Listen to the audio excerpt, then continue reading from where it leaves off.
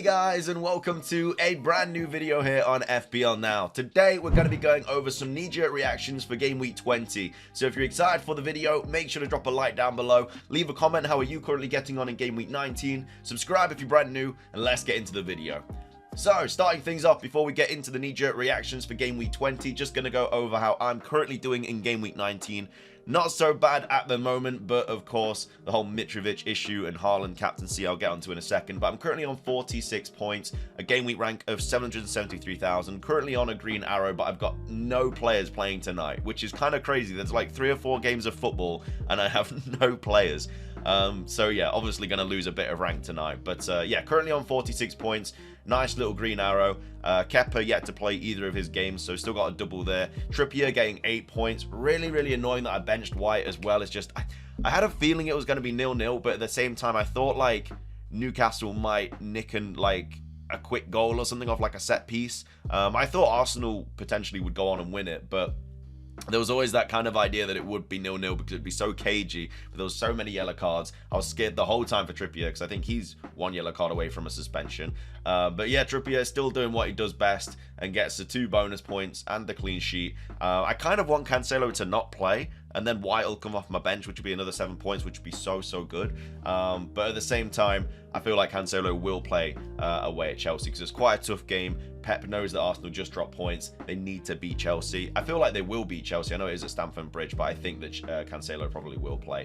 And then, big man Luke Shaw. What a transfer. Brought him in this week. I went him over Cucurella just simply because I didn't want 2 Chelsea defenders playing like my City and my Fulham attackers. I just didn't see the point. So I went Luke Shaw just for the game against Bournemouth. I knew that United were going to keep a clean sheet, and I know Luke Shaw has just been playing so well lately, and went and scored a goal, got a clean sheet, max bonus, big fat 15 bomb. That is a huge swing because I could have gone Cucurella, and again it was between those 2 players, so I'm so happy I went Luke Shaw. I really hope Cucurella doesn't play now because then I'll just feel even better about it. And I know they've got like City and Arsenal again going into the next couple of game weeks, but again they could double, and I just thought it was just a smarter idea to bring in Luke Shaw, so I'll give myself a pat on the back. Finally did a good transfer. They usually go terribly, so really happy about the Luke Shaw points. And then Rashford getting another goal as well. It just ticking over every single game, seems to be scoring. So another 8 points there for Rashford. So the United boys absolutely helping me out this week. Still got De Bruyne away at Chelsea, who I need to pop off so much. It's against his old club. He always loves scoring against Chelsea. City need to win that game. I'm really hoping De Bruyne gets something. A De Bruyne haul and a Haaland blank would be absolutely perfect. It's not going to happen, but it'd be absolutely perfect. Andreas Pereira only getting 1 point as well. I think he got subbed off on like the 58th or 59th minute, and I know a couple people captained him, so that's a bit unfortunate. I don't know why he was subbed early, but at the same time, with the Mitrovic ban, he will be on penalties now, so I guess if you did captain Andreas Pereira, you do have that going for you, and he's probably going to play a lot more forward as well because Mitrovic isn't going to be playing. Martinelli getting me 3. Darwin Núñez, dude, I want to talk about Darwin Núñez for a second. This guy is so annoying to own. He has missed like 14 out of 18 big chances this season, and I genuinely think it's just time to get rid. And I know as soon as I get rid, he's gonna absolutely pop off and get like a brace or something, but it's so painful having him in your squad. Watching, I mean, to be fair, he was unlucky in the last game. He had a goal cleared off the line and he scored an offside goal. On another day, that would have been 2 goals there, would have walked away with like 13 points, but instead picked up a yellow card, got me 1 point. So it was really just infuriating watching that game. But you know, on another day he scores 2 goals there. Liverpool just don't look very good at the moment, and I'm staying well away from the defense. I was never going to bring in anyone like Trent or Robertson just because they can't keep a clean sheet. But I just think like maybe Gakpo might change things and he'll have to pass the eye test and stuff because he's only 8 mil and I could easily get to him from like De Bruyne or something. But yeah, as of right now, I want to get rid of Darwin Núñez, but I've got Patterson who just picked up an injury as well. So I just feel like every single week I'm getting an injury. It was Reece James. I wanted to get Wilson out because of the illness. Then I'll have to get Patterson out.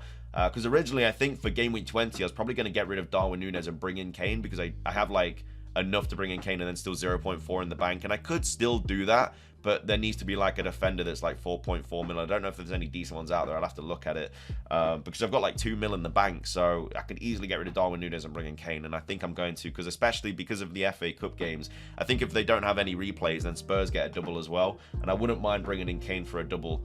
So I think I may look into that. Again, we'll have to see what happens with the FA Cup games. A lot of doubles I think will get announced after the FA Cup round, so we'll have to see what happens there. But yeah, Darwin Núñez, do not want in my squad. Haaland yet to play. I need a blank so much. A yellow card would be beautiful as well. And then yeah, Mitrovic captain. It started off so, it was such a like roller coaster yesterday, because he went down injured and then he got up, he scored, and then Bully got a yellow card. And did you see the yellow card? The yellow card was so silly as well. It wasn't even like, I know I'm saying that as a Mitrovic owner, but I feel like we can all agree it wasn't really a yellow card. So I feel like we've been a little bit hard done by there. I was kind of hoping he'd get sent off, because then obviously his suspension would have been in the FA Cup game. But yeah, unfortunately 10 points. Could have been a lot worse. He could have just got a 1 point. So it's not the worst thing in the world, but I'm not going to enjoy that Haaland haul that he's probably going to get away at Chelsea. And then yeah, the bench, Ward got 2, Almiron got 2, White got 7, and then of course Patterson did play, but conceded 4, so he got 0 points, and I think he came off in like the 60th minute, and I think he's out for a few weeks as well. So either way, that's how my current game week 19 is going. Again, I've got no players playing tonight. Got quite a few playing in the Chelsea City game on Thursday, and of course I have to wait another week until like next Thursday or something for Fulham to play Chelsea. But we've got FA Cup games on as well, so there could be more injuries than that. We'll have to wait and see.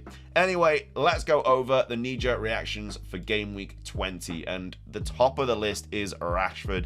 Again, he's just shooting up. I mean, he's getting returns every single game. I'm not sure if he's like the player to bring in now, though, with those 2 fixtures. Maybe after the Arsenal game, then yeah. Of course, if they get a double announced, then fair play, bring him in. But I think City at home and then Arsenal away are 2 pretty tough fixtures, and I don't think I would be eyeing up any United assets to bring in for those 2. For Crystal Palace, Leeds, Leicester, like obviously, I'm probably going to hold Rashford. Like, there's no reason to get rid of him. I've got a little bit of money saved up in him now. I think I made like 0.3, 0.4 on him. So I'm going to just keep him anyway. And, you know, I'll play him, because I could see him scoring against City. I could see him scoring against Arsenal with how United play on the counter and stuff. But, yeah, unless he gets like a double, I don't think as a non-owner I would think about bringing him in. But either way, he's so cheap, and he's just playing like so far forward. And he's just in the form of his life. Mitrovic, I mean, I think this is just, I don't really know why people are bringing in Mitrovic now. Like, obviously, he's got Chelsea that he misses, and then he's got Newcastle, Tottenham, and then he's got Chelsea again. So they're not the greatest fixtures to bring in. Like, I'm probably thinking about offloading Mitrovic in like the next week or 2, because I don't really want him for Newcastle, Tottenham, and Chelsea. I mean, he is a bit fixture-proof. He's on pens. Marco Silva came out and said that he was still on pens and stuff, even though he missed that one last week. But yeah, these 4 fixtures here aren't really, well, 3 fixtures because he's missing the Chelsea game. They're not like the best to really target. Obviously, the Forest game is really nice. And then Brighton, then Wolves and Brentford. So, yeah, I don't know. I'll have to think about it. I do have other fires in my team that I need to put out, like Patterson and Darwin Núñez and stuff that I do want to get rid of. Ødegaard as well, another player that he was unlucky last night to not return. I mean, this guy, I might even like get rid of Martinelli for him at some point. Like, he's just so good. And I think after these Arsenal fixtures, got Tottenham and United, and again, they might potentially double as well. I think he will be my 3rd Arsenal player that I bring, and I don't think I'm going to bring in Saka. I mean, I really want to bring in Saka as well. He's on pens and he's creating so much, but at the same time, like, Ødegaard is just, his stats are better than Saka's and Martinelli's and Nketiah's. So yeah, I'm definitely going to be bringing in Ødegaard, I think, out of the Arsenal players. I'd love to go 3 in the midfield for Arsenal, because they're all so good, but it just takes up too many spots. Plus, I've got Ben White in my team, who's taken up an Arsenal spot. 4th most transferred in is Shaw, just off the back of that big 15-point haul. But again, same as Rashford, really. Like, if they get a double, I'd bring him in, but if they don't, I'd probably keep away from for a couple of weeks and then bring him in for like this Crystal Palace game and stuff. Again, I've got him already. I'm going to hold him. I think I brought him in for like 4 point now, and he's now like 5.1 or something like that. And then next up, De Bruyne as well. Like, De Bruyne has been really weird. Like, I've owned him obviously since the break, and he's gone down like twice or something in price, or once or price. Now he's getting transferred in again. I don't really know why people are transferring him in. I know he's got a double, but I don't know why you're transferring a player before he's even played. He's got Chelsea away still to play. Like, if he does get injured in that game, knock on wood he doesn't, but you're just going to have wasted a transfer. So yeah, I don't know why people bring in players that haven't played yet. I've always seen it as so risky, but hey, you know, it's what people do. So anyway, they are the most transferred in players this week. The most transferred out players this week, Trossard leading the line. I think he got benched last night. I don't know if he came on. I didn't really watch the Brighton game. He didn't play on, so Brighton scored 4 goals and Trossard wasn't even on the pitch. He also made it to 59th minute in the game before with Arsenal. I didn't even see that. So yeah, I don't know if he's fell out of favour or something. Like, he was someone I was eyeing up for the Brighton like double up or triple up or whatever they're going to have. They might even have like a triple game week, like I say. So he was someone that I was eyeing up, but now I think I'm going to stay away from. Tony, another player, again, I'll just stay way away from. Like, he's injured. He's obviously got the whole betting scandal going on. Like, I know he's on penalties and he's played well recently, and Brighton have got some Brentford have got some nice fixtures, but there's just too many like doubts around him, and I don't think I'd go anywhere near bringing him in. There's other striker options you can easily bring in around the same price point. And then Salah, another player that has been taken out by over 70,000 managers. Again, it's unlucky. Like, on another day, Salah hauls like every game, but Darwin Núñez just can't finish any of the assists. So yeah, for 12.9, it is a lot of money, and I don't think I'm going to be bringing him in. Again, he's going to haul every now and again, and they've still got really nice fixtures coming up, like Brighton.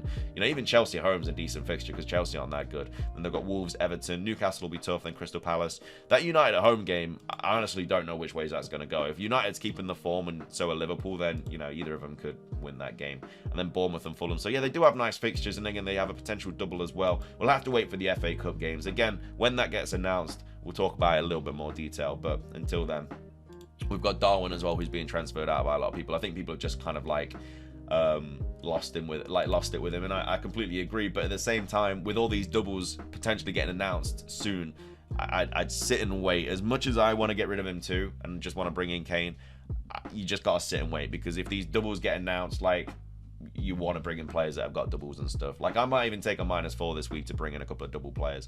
And then Jesus as well, another player that, again, still being transferred out. I mean, this should have been done during the World Cup. Like, I don't know why he's still being transferred out by so many players. Like, you should have got rid of him ages ago. I remember when he was like 80% owned or something. It was crazy, and now he's obviously down to 30. But yeah, just a player that you need to get rid of because he's back not for a while yet. Anyway, though, those are the knee-jerk reactions for Game Week 20. I hope you guys enjoyed the video. If you did, please do consider hitting the like button down below. It's trying to 50 likes. Leave a comment. How are you getting on in Game Week 19? What transfers you think of making for Game Week 20? Subscribe if you're brand new. Ring the notification bell. It's everything from me. Have a fantastic rest of your day. And until next time, peace.